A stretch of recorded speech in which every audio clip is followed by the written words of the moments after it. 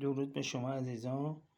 مرحله بعد کارهای متفرقه رو مشاهده میکنید. این قسمت کارهای رزینه، مثل این روبا، لاک پشت و برج آزادی کوچیک. اینا رو با چوب زدم و قالب گیری کردم و رزین کاری کردم.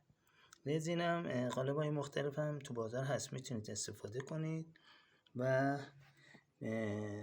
طرح‌های دلخواهتون انتخاب کنید، رزین کاری کنید.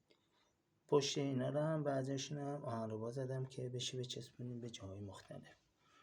این قسمت ساحل رو درست کردم با لاک پشت.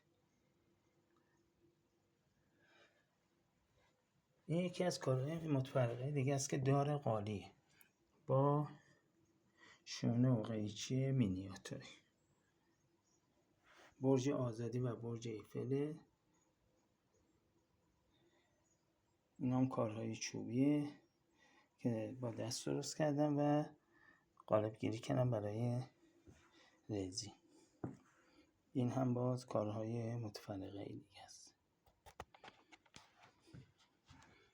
این هم که کلون قفل‌های قدیمی که قابل باز شدن. این صورت. تا کارهای بعدی، خدا نگهدار.